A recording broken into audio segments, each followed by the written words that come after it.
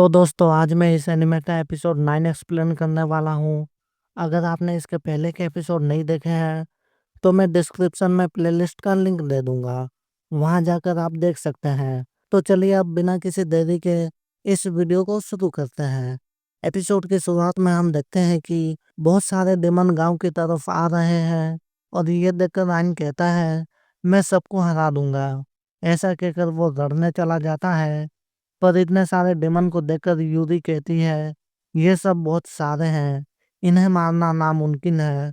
पर तभी आयन अपना स्पाइरल बुलेट इस्तेमाल करता है और उस अटैक के धमाके को देखकर यूरी को लगता है कि सारे डिमंस मर गए।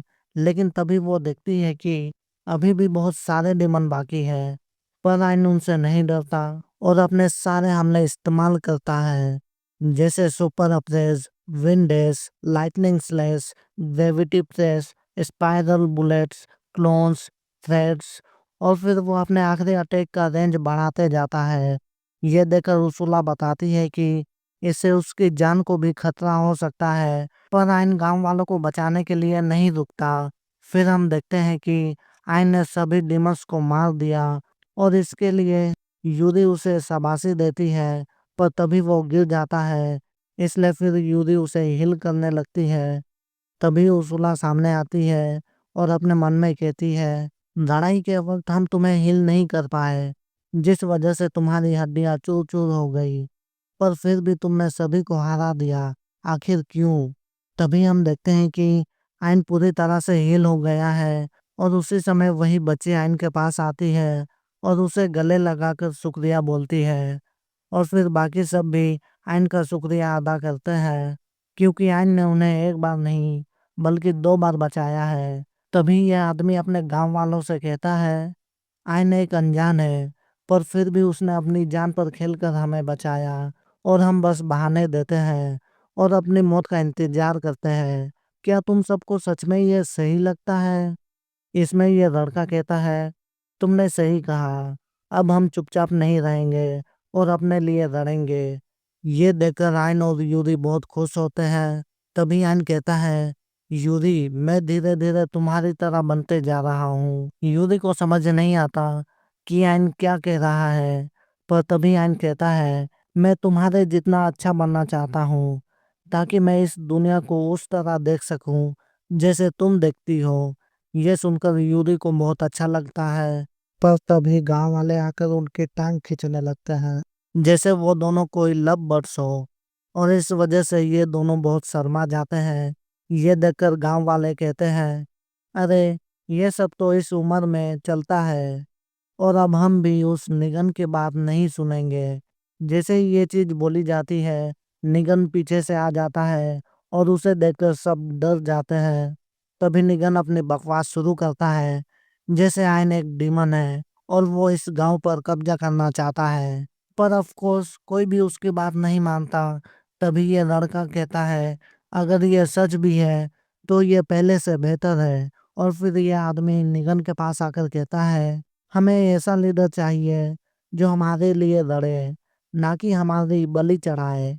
हमें तुम्हारे डेड जैसे लीडर चाहिए। ये सब सुनकर निगन बहुत घबरा जाता है और उसका सर दर्द करने लगता है। तभी वो अपने जेब से एक लॉकेट निकालता है।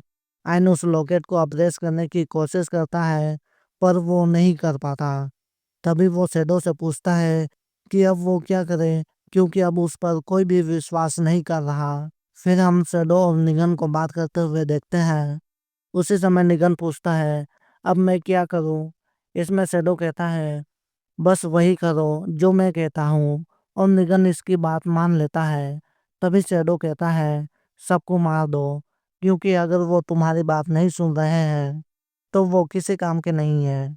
इसलिए तुम उन सबको मार दो, जैसे तुमने अपने डैड को मारा था। यह सुनकर निगन कहता है पर डैड तो एक बीमारी से मरे थे। तभी शैडो उसे सच बताता है। फिर हम एक फ्लैशबैक देखते हैं जहाँ निगन के डैड खेत में काम कर रहे होते हैं। तभी निगन उनके लिए लंच लेकर आता है और फिर वो अपना काम खत्म करके निगन के साथ बैठते हैं। तभी ये दोनों कहीं से आ जाते हैं और कहते हैं हमारे होते हुए आप क्यों काम कर रहे हो? इसमें निगन के डैड कहते हैं इसमें कोई बड़ी बात नहीं है। ये सब देखकर निगन सोचता है उसके डैड कमाल के हैं, सब उनकी इज्जत करते हैं और वो सबसे अच्छे से बात करते हैं। एक दिन मैं भी उनके जैसा बनूंगा। फिर वो आगे बढ़ता है पर वो गिर जाता है। ये देखकर ये दोनों कहते हैं लगता है आप अभी भी बीमार है। इसमें निगन कहता है नहीं अब मैं ठीक हूँ। तभी उसके डैड कहते हैं कि ये उसकी खेलने की उम्र है, इसलिए उसे अपने दोस्तों के साथ खेलना चाहिए। ये सुनकर निगन कुछ बच्चों के पास आता है उनके साथ खेलने के लिए, पर वो सब बच्चे भाग जाते हैं क्योंकि उनकी मॉम ने कहा है निगन बीमार है और उसे छूने से तुम भी बीमार हो जाओगे।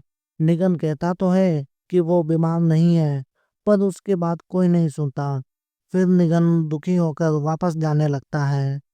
उसी समय वो कुछ लोगों की बात सुनता है जो कह रहे थे निगन एक लवारिस है और उसे गोद लिया गया है।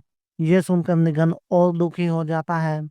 फिर वो भागने लगता है पर तभी वो गिर जाता है और जैसे ही उसके आंसू पानी में गिरते हैं शैडो सामने आ जाता है और कहता है तुम जैसे हो वैसे ही रहो। ये देखकर निगन पूछता है कि तुम कौन हो। इसमें शैडो बताता है कि उसका नाम शैडो है और वो उसका इमेजिनरी फ्रेंड है। इसलिए अगर उसने शैडो के बारे में किसी को बताया तो वो गायब हो जाएगा। ये सुनकर निगन कहता है कि वो इस बारे में किसी को नहीं बताएगा। फिर निगन उसके साथ चेस खेलता है, बुक पढ़ता है और उसके साथ अपना सारा वक्त गुजारता है। तभी एक दिन निगन देखता है कि उसके डैड बहुत बीमार है, इसलिए वो उनके लिए कुछ करना चाहता है। तभी शैडो बताता है कि उसे बुक में एक जड़ी बूटी मिल जाएगी जिससे उसके डैड ठीक हो जाएंगे। फिर निगन बुक में उस जड़ी बूटी को ढूंढ लेता है और वहां लिखा था थकावट दूर करने के लिए। इसलिए वो अगले दिन उस जड़ी बूटी की चाय बनाता है और अपने डैड को दे देता है। और ऐसे ही वो हर दिन अपने डैड को वही जड़ी बूटी वाली चाय देता है ताकि वो ठीक हो जाए। लेकिन एक दिन वो मर जाते हैं। तभी हम प्रेजेंट में आते हैं और निगन को अभी भी विश्वास नहीं होता कि ये सब सच है क्योंकि उसने बुक में थकावट वाली बात पढ़ी थी। इसमें शैडो बताता है कि उसने उस समय शब्दों को बदल दिया था और फिर वो ये भी कहता है कि तुम जैसे बेवकूफ के हाथों ही तुम्हारे बेवकूफ डैड मर गए, ना समझ कहीं के। तभी हम देखते हैं कि आयन निगन को जगाने की कोशिश कर रहा है पर तभी शैडो निगन की बॉडी पर कब्जा कर लेता है। उसे देखकर आयन समझ जाता है कि ये निगन नहीं है, इसलिए वो पूछता है तुम कौन हो। इसमें वो बताता है वो फिफ्थ रैंक का royal demon shadow of illusion है।